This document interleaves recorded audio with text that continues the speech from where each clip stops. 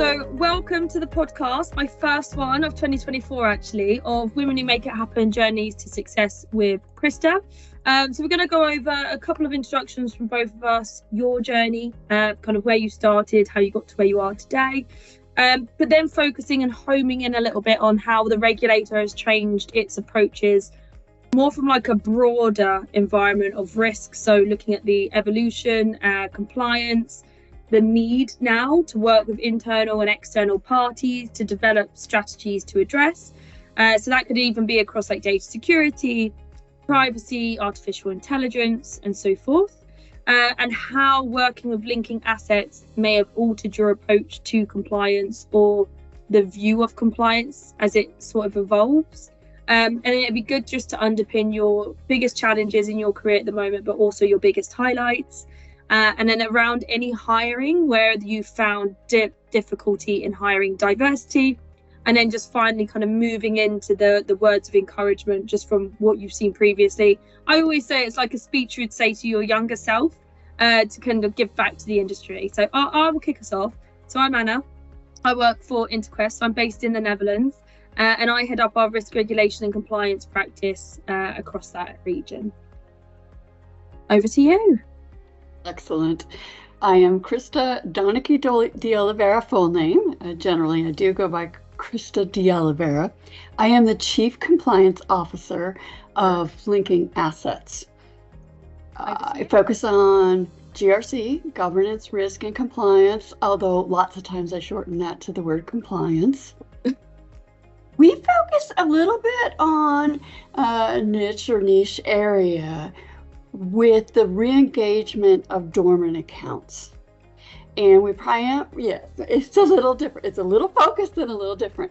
We primarily support financial institutions. In this role, that includes banking, credit unions, and fintech. In a previous role, I've also done securities. Where did my journey start? Shall we jump there? Yeah, let's start with where it all began. Well, maybe this will interest people. My journey all began, I was majoring in accounting at college or at university, and I didn't know what subset I wanted to go into. So I trotted over to the Career Center, and they had, at the time, this was like really innovative, they had this really fantastic program where I was able to answer questions about what I liked, and it spat out a career. I always find though, if you go back to that sort of area, at that age, I had no clue what I wanted to be. If you told me I was going to be a recruiter, I probably would have laughed. But it's one of those ages as well, when you go into that sort of space, it's not you wake up one day and think, I want to be in compliance. People do sort of kind of circumnavigate their way to finding their sort of stand there. So the fact that they've done a questionnaire is quite interesting. And kind of, if you don't mind me asking, how did that narrow it down to going into that sort of space? Well, it spat out two different careers or areas of focus, let's say. And one of them was the internal audit, which I just went ahead and I got my certification even before I graduated, and I was going to be an internal auditor. And off I went, which I will say, internal audit is a great base for being in the GRC space. Well, you get so much knowledge of the systems and how they integrate and how they work. You see it more often than not. People come from internal audit and go over to compliance or explore the risk element of it. Oh, see, I thought I was so novel. Well, and at the time, there weren't compliance programs at the university. And it's quite possible that the software didn't know to spit that out because it was a bit ago. So I went on my merry way, and I did an audit, and it was in an area that was focused actually on what my niche that I'm still doing today. And I liked it, and I wanted to be 5 years at a Fortune 500 company, so I did that. And I found the winding path that led me to compliance. And then I vaulted into being the chief compliance officer at a company that ended up having, I believe, 3 different names while I was there, different ownership.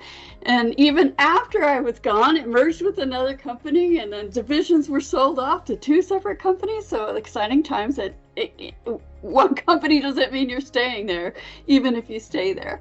Yeah. And that's the segment where I focused on securities. So very similar to what I do today, focusing on securities. Now, I will add that in what we do in our segment, we still have to comply with really broad compliance and regulations and statutes because our clients do. And they can't bring their business to us without us complying. Over to you. And then I jumped over to software. Oh, I'm sorry, you wanted to say something. No, I was listening. You carry on. Excellent.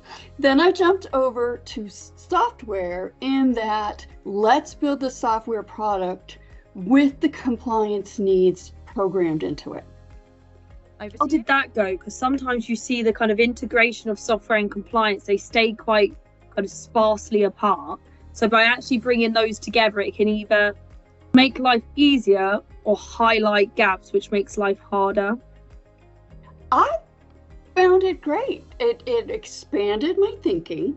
You have to think differently when you're converting something into a technical area. So basically, I learned to call it a decision tree, right? So this, and you can't have this leads to 20 different things necessarily. You have to say, if this, then this. So it helped shape my thinking in a different way. And it also helped me, of course, I'd been on projects before where I interfaced with development, but it helped me translate for, say, operational people between the technical space and the compliance space. And it also helped me know, do not be rigid about technology. Just say, this is what I want to do. How can we do it? What impact would different avenues take? Because if you try to be rigid, you're limiting the technology. Well, yeah, right. I think with kind of how it's evolutionized, and you mentioned it, I think we spoke about it at the beginning, but like artificial intelligence, the data side, by encompassing that, you kind of need to be a little bit free willing with it and just say, okay, well, how do we do it, rather than, as you quite rightly said, be rigid and then limit the exposure, kind of limiting what you're going to be able to gain back from it. And I think that is a pivotal turning point, and more so in today's world as well, with the ever-changing and kind of pressing need of technology. I think some of the bigger banks held off for as long as possible and then saw the competitive advantage go on a downward spiral, because everyone's automating and making things a lot more seamlessly. So I suppose when you started to actually encompass that into your role as a compliance officer, how did that change the way you worked from a compliance stand? Yeah, as I said, changing things into decision trees rather than governance by word in policies and procedures. So that was powerful. You just had to shift your mindset, and it's really good. It's good to do that. Now, flipping back to internal audit, you do flowcharts to show your control points. So it wasn't totally foreign to me, but it was fun. It expanded. How do we achieve this? There was a lot of how do we achieve this? How are we going to do this? I see A, B, and C, and I'm computing X, Y, Z. Well said. And then I came back to being a chief compliance officer with, as I said, now we do more financial institutions than securities. And with the financial institution side, obviously, where you're doing it from a consultancy point, from my understanding, to external parties, how does that work in terms of integration? Is that assessing their compliance, or is that having your own sort of frameworks up to scratch? Well, that's a great question. We kind of have to do both. We have to be at their level of what they require, or they're not going to touch us. Privacy and data security are so important. I can't really think of too many companies that don't have some level of risk and privacy. And even if they don't have privacy, they have data security. It's ubiquitous. Oh boy, ubiquitous. It's just everywhere. It feels like you're quite excited about that one. I'm pretty excited about privacy. This is the angle I've been kind of researching more lately. So got to work privacy into the conversation. Oh, 100%. I think privacy and that also kind of coincides with like IT security and like risk assessments as well. Everyone's sort of picking them up a little bit more. And I think when COVID struck, compliance and risk became even more important to a business and was actually seen as a necessary factor. Now we've gone through like this digital evolution. Privacy and IT security has become one of the biggest kind of pinch points for most of the companies. So how have you found kind of looking at embedding that into your role? Well, possibly you've heard security by design. So you design it into your processes. You don't say, hey, there's this new thing, and now you have to do 10 times as much work. You get back to that software mode, you bond with your IT partners, and you say, we have this new regulation. Because with any regulator, to the largest degree, they're playing catch up on the innovations that the business side of the world is doing. So not only do we have privacy as a bigger risk because of, let's say we have more sophisticated bad actors, and we do, and AI is helping them immensely, but we could talk about that all day.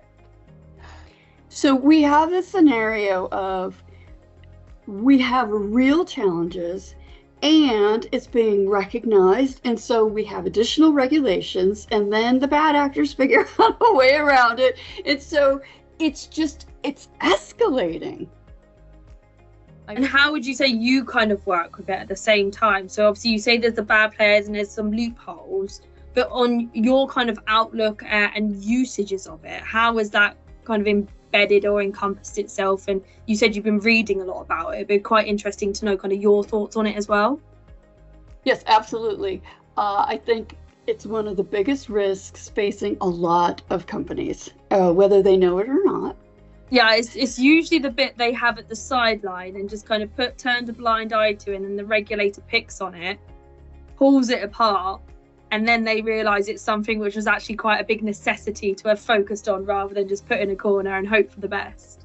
Like you said, the bad actors going around.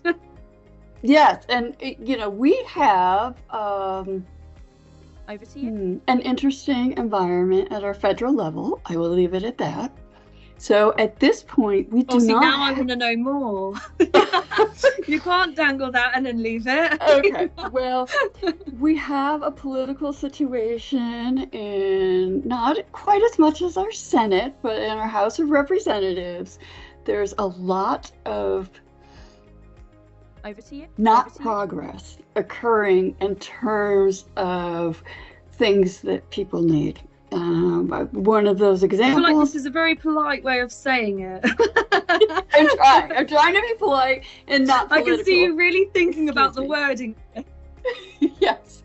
So we're kind of paralyzed. Yeah. And so at this point, at last count that I looked, we have 13 different states with different privacy laws. Now there can be nuances that actually disagree with each other. And depending on where you live in the US, the demographic is more fluid. So, then that opens the whole risk of, well, this person was in California and now they're here, or, now they're in California and that's a completely different set of laws. Yeah. Now we don't have GDPR. So it's like one in the EU. Yeah, I was going to say that's it, like encompassed into that regulation enforced with us. Yeah, would you automatically assume it's like an international rollout? And of course, I deal with GDPR too, because we do have some international owners for these the customers of the banks. Mm-hmm. So it's just kind of again politely, it's a bit of a mess. So, I'll read between the lines. yeah, there you go, please. So we'd love to see federal level privacy legislation, and there was actually some proposed, but actually California killed it because they liked their privacy legislation better than what was being proposed. And it just goes You on can and never on. make everyone happy, can you? No, absolutely not. And at this point, everybody's all hyped about AI, and I'm like, yes, please be hyped about that, but privacy first, AI second. It's logical. AI is looked at, okay, how can I make my job easier with the usage of AI? What can that do? And just take it away.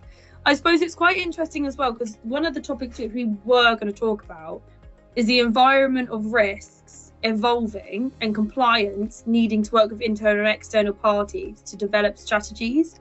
Obviously, you deal with external parties from a client basis, but you probably have to deal with quite a lot on the internal side. So I suppose based on those two elements, how would it be with kind of evolving with the risk and compliance and the developing strategies that you need to address, looking at it from both an internal and external side? Well, external we've touched on, that we have to do certain things to be considered and keep all of that current. It's a trusted partner, isn't it? Yeah. And since we're a smaller shop, internal, I get to do both corporate compliance and the regulatory side, which both can be fun. But they're slightly different. We have to stay on top of statutes, of course. There's regulatory monitoring. We need to stay on top of case law because it can shift how you interpret the law. Mm-hmm. So we need to do all that. And then, of course, you want to build it into your systems and software systems, but also the processes and protocols, the kind of systems of what you do every day. So that's the crux of what I do. Okay. And I suppose looking at it from linking assets, has that altered your approach to compliance based upon kind of previous working companies? Yes, that's been very similar, because even when I took the detour into software for a while, I still had to monitor regulations and statutes and the whole picture. The regulating is something I always find fascinating, because it's one of those roles where it's never going to always be the same, because the regulatory landscape is always changing. And if you even think to a year and a half ago, we've had so many more regulations enforced. We had so many more regulations upcoming, and the regulator taking a little bit more of an inquisitive look on particular companies.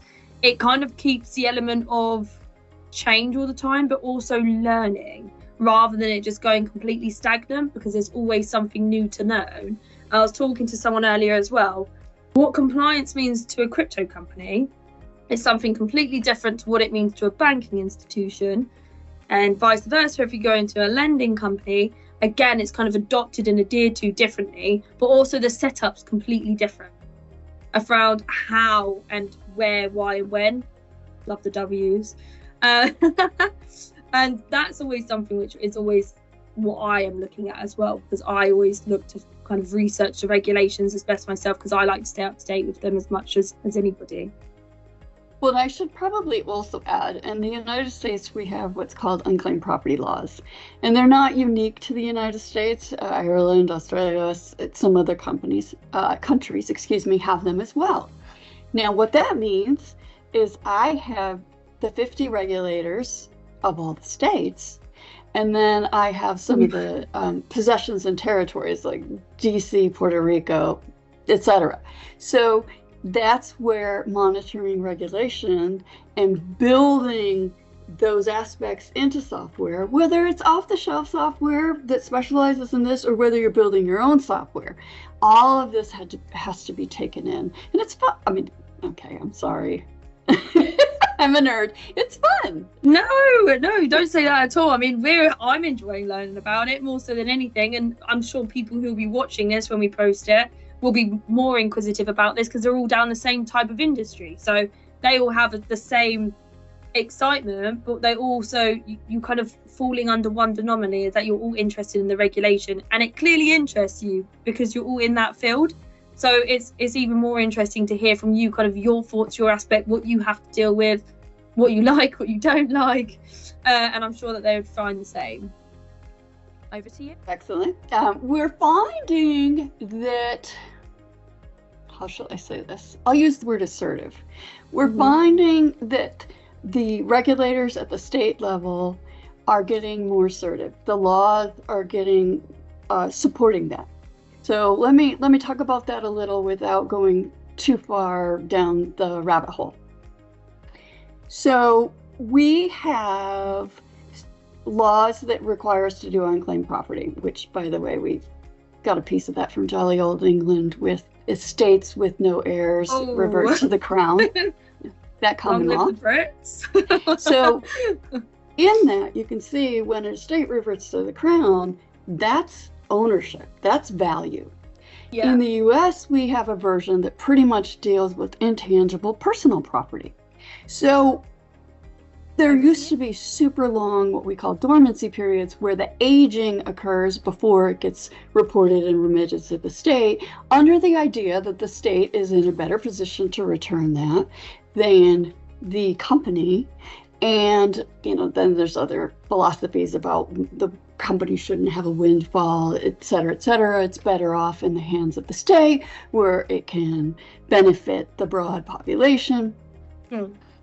All the philosophy and theory aside, we have found that this isn't, how should we say this?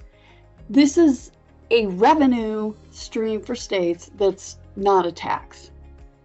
So while, of course, we all follow the laws, we do see the laws changing to deal with new innovations. There was a time when we didn't have gift cards, and then all of a sudden they were everywhere. So there were more stringent laws on turning those over to states. Sports betting, this is new. The Supreme Court did a decision, and other states other than Nevada can definitely have sports betting. So now we're seeing that being captured in the laws. Cryptocurrency, virtual, it goes on and on. Yeah, the virtual asset side of it is something which I think, if anyone ever tells me they're an expert in it, you just know they're lying. Yeah, it's like, which part? Yeah.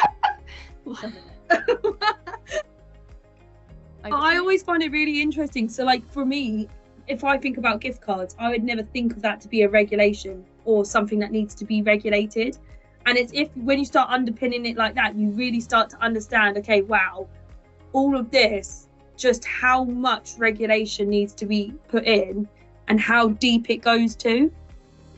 So it, as I said, it's just a never-ending topic, to be completely honest. Yeah, compliance. Compliance is big. It is. I suppose looking at it from that then, obviously we've spoken about quite a varied differentiation in the changes that's occurred across the regulatory side, across your career, and also just kind of across the actual space in general. So I suppose if you were taking a look at it, what would you say, based upon all of that, has been your biggest challenge in your career to date?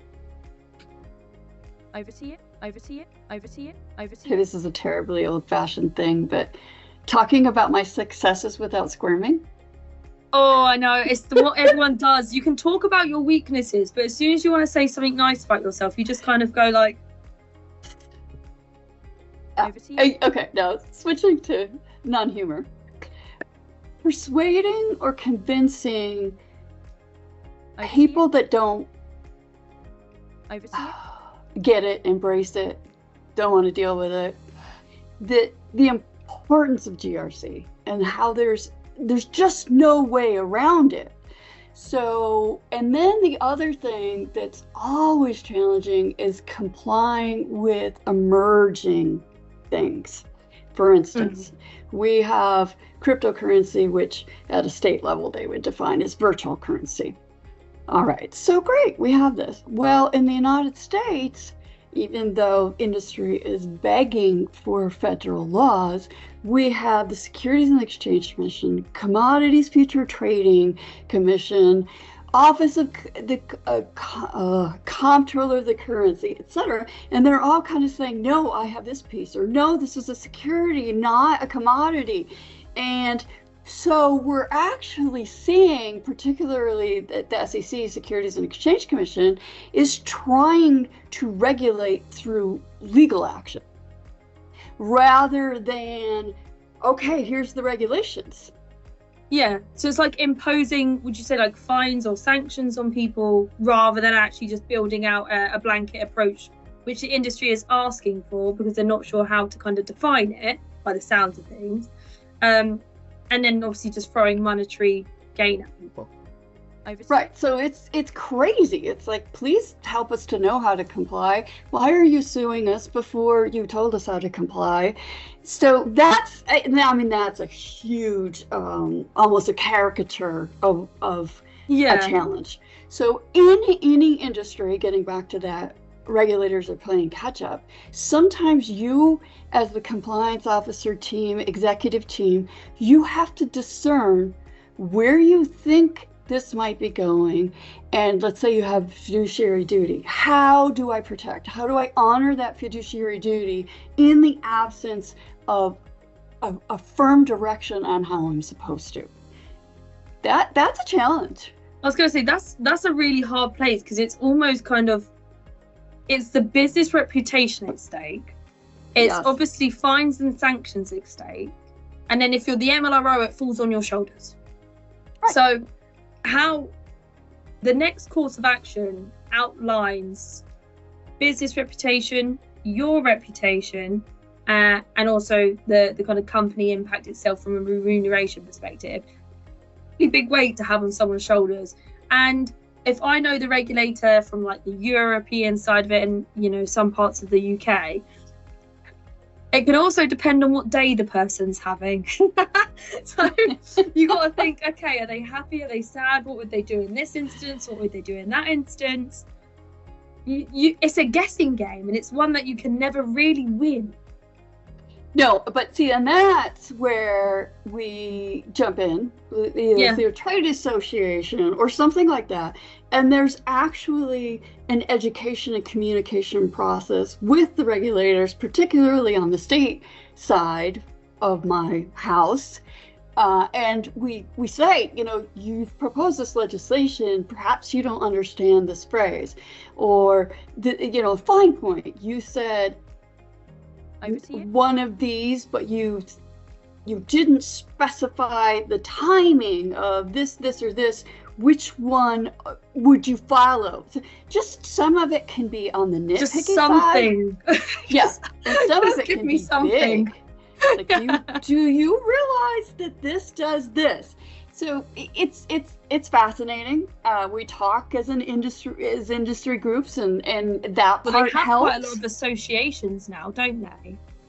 Yes, and that really is helpful, and those are great resources to continue your learning throughout your career. And you all come up against the same problems. You've probably all got the same headache, and you're all fighting the same battle. So by having those associations, like I know of the blockchain associations, I know of the banking associations, there's loads that happen here. And I know that there's loads that happen over in New York as well. And people find it really useful, because when you get to a certain level, it can be quite lonely at the top of the tree, because there's not necessarily that person internally that you can turn to ask, what would you do? Because they're looking up to you to ask that. So when you're in associations, it's people of such seniority who are going through similar impacts. You get to gain knowledge from it. And then you also get to kind of really understand, okay, this is where the market's going. This is where most other companies are going. Maybe we should go that way.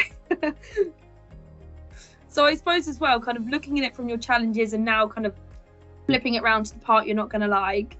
But what are your biggest, it's coming. What was your biggest kind of career highlights, and something which you look back and kind of see as a pivotal turning point, or something which you're really proud of? It's interesting how when I reflect back, for the most part, I don't necessarily remember big things. Partially because big things are made up of a series of little things. Yeah. That's So fair. there was a time when I was honored to be a president of one of these associations, and that was great because I got to see governance from a nonprofit perspective. Of course. Just It's a expanding your mind different face, again. isn't it? Yeah. And then, there was a time when I did some forensic accounting and I saved a $1.2 million write-off. But it's Let's relative. just stop a second. You just kind of threw that out there like that was nothing. Well, it's relative, right? When you have a very large company, you're dealing with big numbers, right? When you have a small company, you're dealing with many hats. Yeah. So, but it made me feel good. So to me, that was an accomplishment. But I think on a day-to-day basis, what I favor most is when people are willing to bring compliance things to me. I have a question.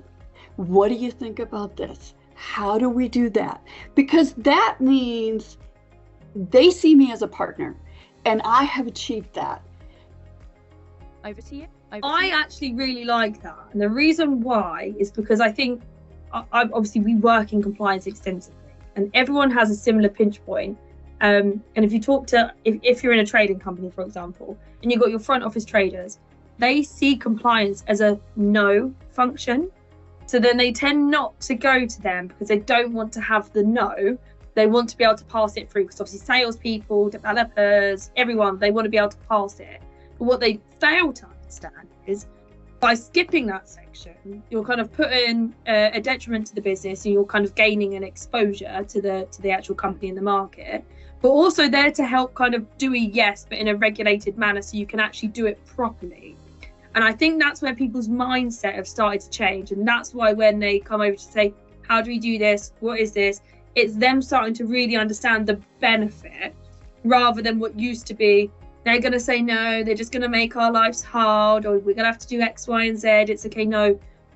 They actually help. They point us in the right direction. They want to do it as much as we do. It's just making sure we're able to do it in the right capacity. Right. And getting into those early conversations and networking and being approachable and being seen as a partner is critical. And to explore that a little more, how do you do that? Well, you say, how do we get to yes? I mean, some things are a flat no. I mean, just period. But you don't have to say no. You can say, here we go. Here's my concerns. Here's the risks. They can make a say decision. no. Yeah. I say no for very big things. Otherwise, I'm like, we can do anything, right? Here's the risk. Do you want to be shut down? Do you want to not just be fined, but do you want to be sanctioned? Do you want to be under, a DOJ sanctioned plan that you have to work through and be audited for this amount of time? Do you want to take this risk and lose clients because we all of a sudden are not in compliance in these areas? So anything can happen. How do we as a team get to a yes? And that's the point, is how do we as a combination get there? And like you said, do you want to still be working at this company in 6 months? Do you want it to still be running? And these are the things that people don't really understand as well. And I suppose looking at it from where you would have kind of built teams, I would assume, in the compliance space, what would you say has been kind of any challenges, if any, you have found in kind of diversity when hiring? Diversity and compliance or anywhere else can be challenging. I like diversity because I think you make better decisions. So I mean, perhaps I have a selfish view.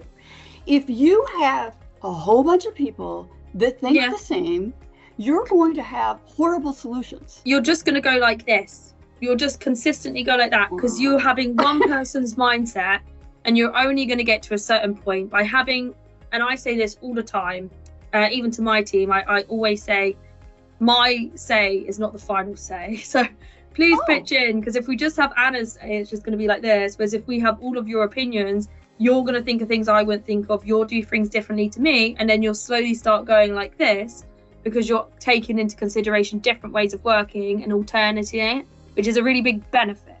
And like you said, if you have a whole group of people, who think differently, come from different backgrounds, different areas, different walks of life. They're all going to think very differently, and that's a benefit. It is. The other thing is we're not constrained to not develop talent even before they get to us for a job interview. You can do intern programs. You can write your job description in a very open way. We celebrate diversity and say, and this is why, because it leads us to better decision making.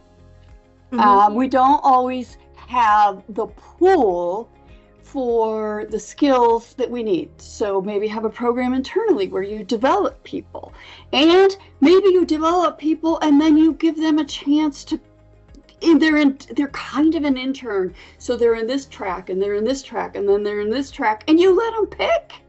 You help coach them. You have, you're really good at this area. Do you enjoy it?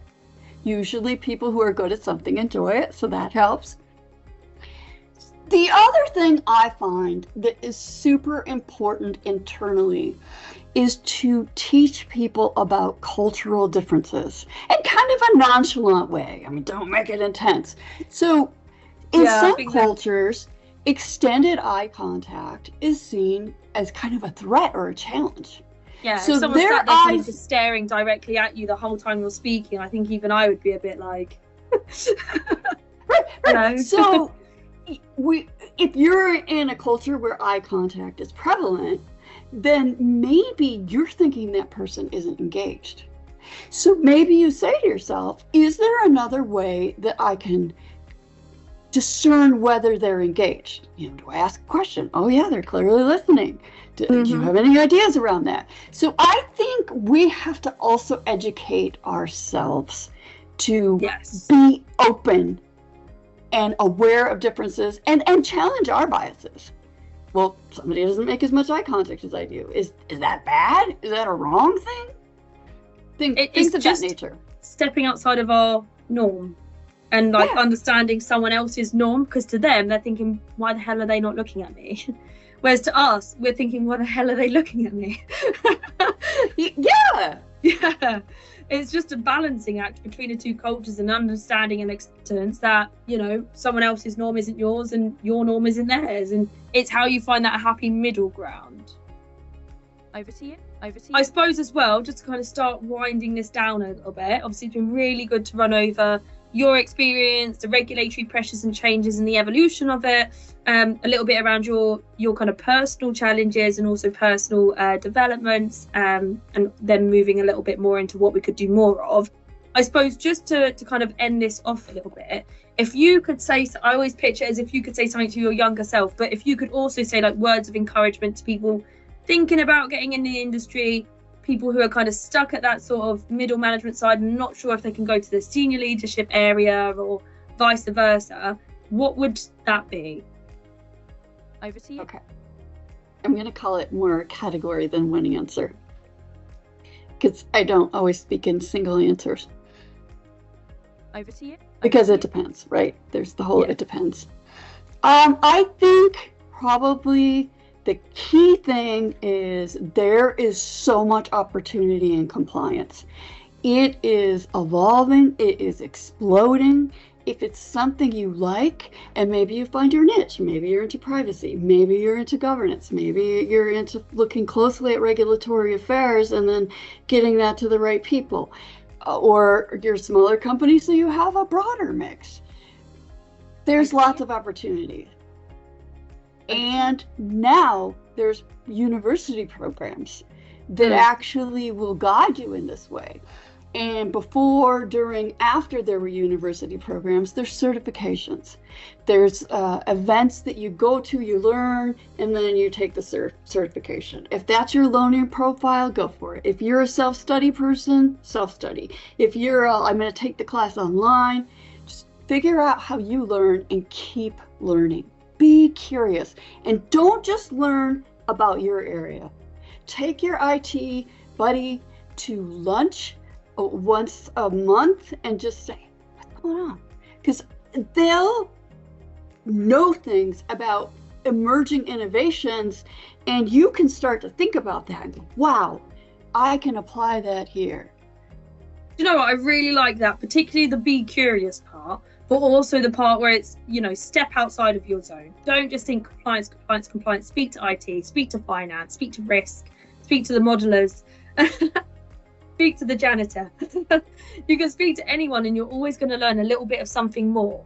And that actually helps to gain a better understanding of where the market is going, where the business is going, where the world is going, and then be able to kind of construe yourself learning more than you would have known beforehand. And I am an advocate, so I'm a inquisitive, I'll say, some people may say nosy person. I always like to continuously learn, and that's something which I'm always really curious about. And I know people kind of coming up through the industry are looking at, okay, how do I kind of step outside of that? How do I grow? How do I keep evolving? And I think that's a really key aspect to focus on, is curiosity, but the inclusion of the wider teams. Oh, absolutely. I mean, learn a language, you know what I mean? Even outside your realm, these things, they sometimes click other things into place, and they keep you fresh. They keep life fresh. Now, one thing I'm going to add here at the end, I don't think it's controversial. I think it's just a new way of looking at things. Okay. We are good at learning from and evaluating our failures. However, do we learn from and evaluate our successes? Do we think we were successful, we must have done it right? Well, what if we only did it 60% right? And what if it was luck? How do we look at our successes so that we can replicate them? Or take this, because it was in this environment, and adapt it to this environment? So at the risk of challenging people's thinking, I would say evaluate it all.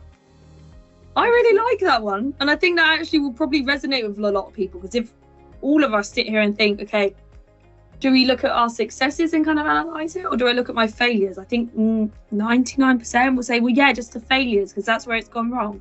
Where it's actually, okay, how did this happen?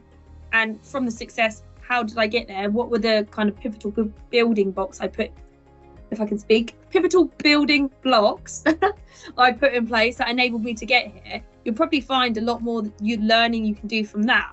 But also failures are also really good to highlight, because ultimately you've learned something that you know not to do, and you kind of understand how to go down it a more adaptable way. Oversee it. Learn. Yeah, that's what I'm getting from today. Thank you so much for joining the podcast. As I say, first one of 2024. It was really great to have you on here, and it was really, really interesting and really informative. And hopefully this will go out to the wider community, and they'll find some benefit from it as well. But thank you nonetheless. My pleasure. Thank you.